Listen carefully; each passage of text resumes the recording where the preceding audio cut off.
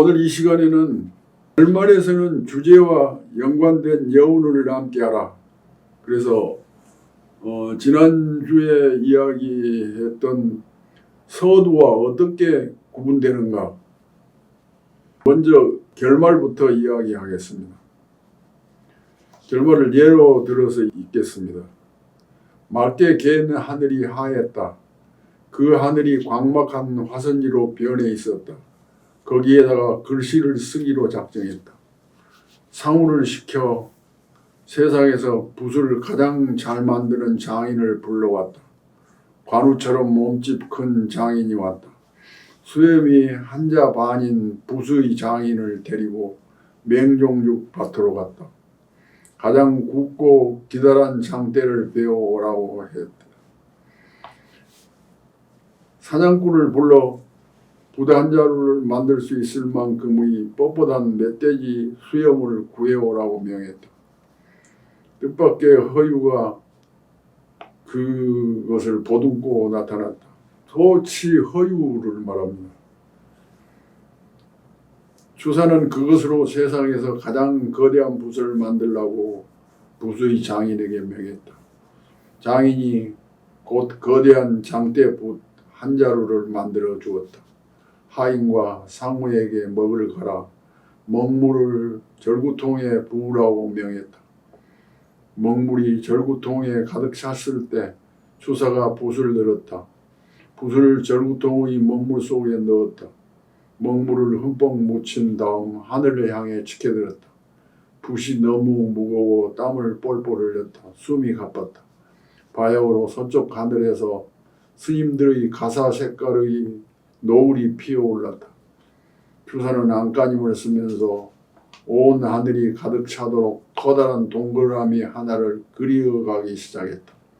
5분의 1도 그리지 못했는데 붓에 먹물이 말라 희미해지려 했다. 다시 먹물을 묻혀가지고 그리고 또다시 묻혀가지고 그렸다. 어떤 곳은 가늘고 어떤 곳은 굵었다. 군데군데 희끗희끗한 비백이 생기기도 했다.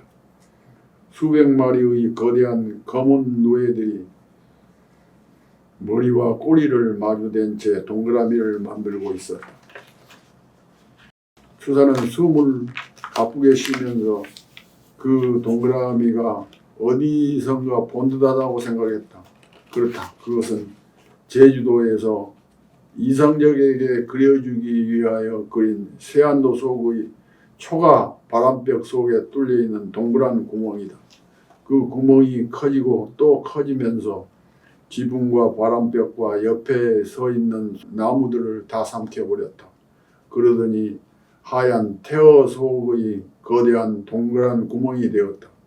그것이 12발 상무처럼 휘돌았다. 주사는 지친 몸을 일으키고 다시 붓을 들어올렸다. 온 하늘을 차지해버린 거대한 동그란 구멍 왼쪽에 해서도 전서도 예서도 행서도 초서도 아닌 글씨들을 종으로 썼다. 돌아가자 돌아가자 시온의 하늘 한가운데로. 한동안 땅바닥에 드러누운 채 숨을 가쁘게 쉬고 난 주사는 천천히 몸을 일으키고 그 거대한 동그란 구멍 오른쪽에 마찬가지의 내리글씨로 썼다. 저 높은 곳으로 가게 해 주십시오. 나무아미타불. 글씨를 쓰느라고 탈진한 추사는 한동안 바닥에 누워있다가 일어나서 붓을 들고 동그란 구멍 위쪽의 여백에다가 자잘한 글씨로 썼다. 말도 아니고 글씨도 아닌 이 동그라미 안의 세상은 내가 평생 가고자 소원했던 시공이다. 말이기도 하고 말 아니기도 한 이 동그라미의 뜻을 나는 지금 칭병을 한 채 문병객들을 불러들여 설법한 유마거사의 말없는 말법으로서 불가사의 해탈의 법을 말하고 있는데 내 뜻을 아는 사람들은 알 것이다. 그 밑에 더욱 작고 가는 글씨로 승려 노인 주사 김정이라고 쓴 다음 붓을 던지면서 쓰러져 눈을 감았다. 마치 푸른 태거 속에 그린 거대한 동그라미 속으로 그는 검은 댕기 두루미 한 마리로 변신하여 훨훨 날아가고 있었다. 수천 명의 비천녀들이 켜는 공우인과 수천 개의 하늘 평경이 일제히 울었고 두리둥 두리둥둥 하는 지령음이 울었다. 장편소설 주사의 결말을 저는 이렇게 썼습니다. 위 소설의 서두는 호심을 불러일으키면서 동시에 주제를 상징하고 결말은 주제를 더욱 확실하게 강조하고 독자의 가슴에 여운을 남겨줍니다. 제가 쓴 단편 목선의 서두를 이야기해 보겠습니다. 봄부터 가을까지 최시선을 빌려다 쓰기로 하고 지난해 겨울 동안 양산댁 내 김제치 머슴을 산 석주는 어처구니가 없었다. 저의 단편소설 목선의 이 첫 문장은 앞으로 있을 최시선으로 말미암은 분쟁을 말해주면서 동시에 주제를 암시합니다.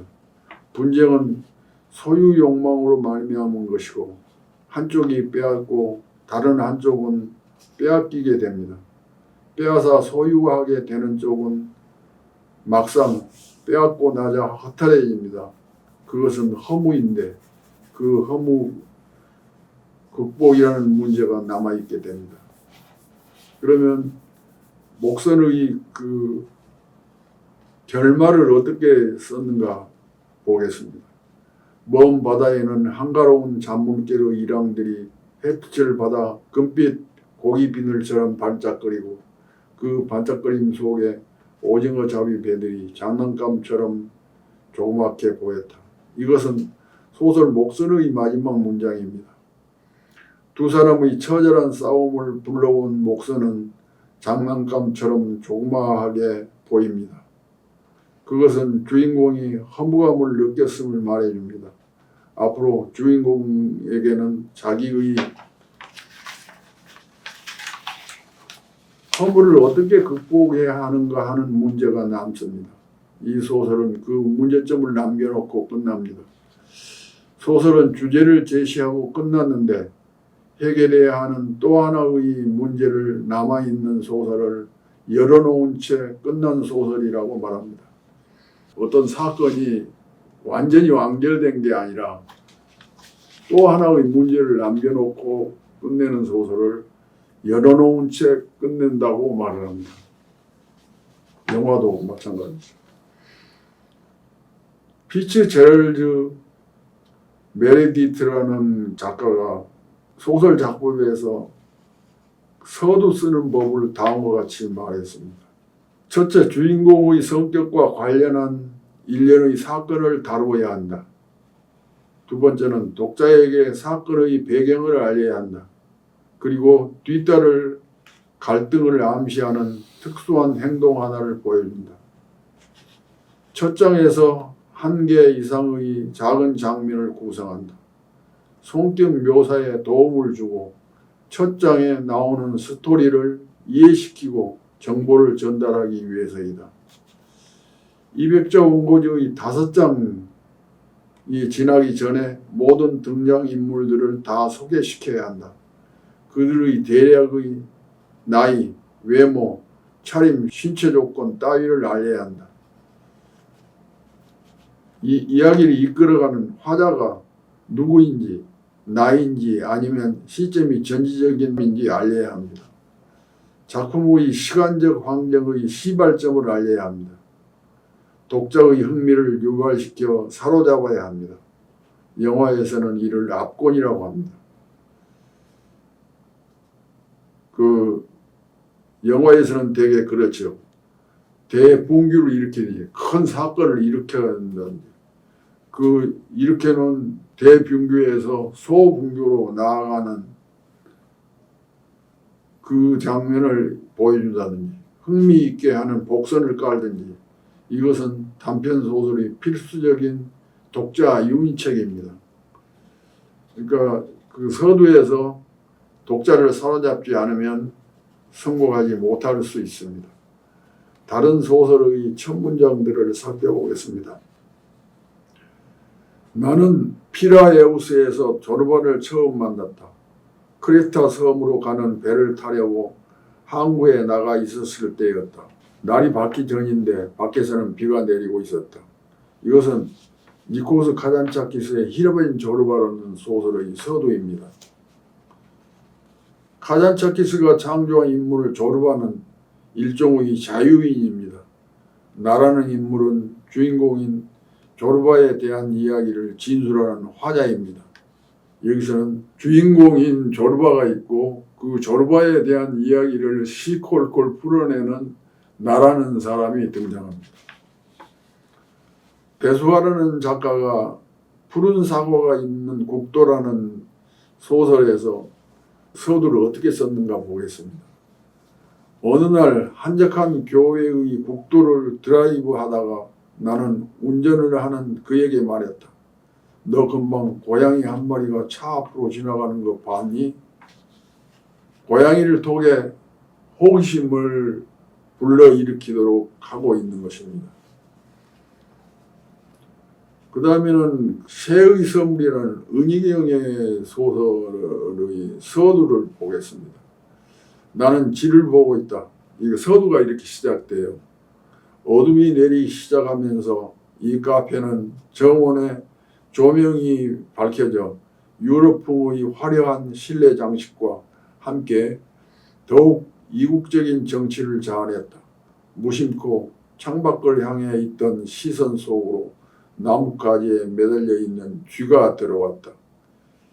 여기서 그 쥐를 등장시킨 것은 호기심을 자극하고 무엇인가를 상징해 준다고 말할 수 있습니다. 지금까지 지난 시간과 이번 시간에 소설의 서두와 결말에 대한 이야기를 했습니다. 여러분들도 좋은 소설을 구성을 하면 서두를 어떻게 써서 독자를 사로잡고 그리고 결말을 어떻게 써서 소설의 여운을 많이 남길 것인가를 고민하지 않으면 안 됩니다. 서두와 결말은 소설에 있어서 아주 중요한 거리가 됩니다. 여러분들도 좋은 소설을 쓰기 바랍니다. 감사합니다.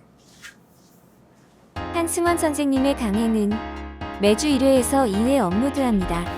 교재는 한승원 글쓰기 비법 108가지입니다. 글쓰기는 영혼을 맑게 하는 세상에서 가장 아름다운 비약입니다. 구독, 좋아요, 알림 설정 꼭 부탁드립니다.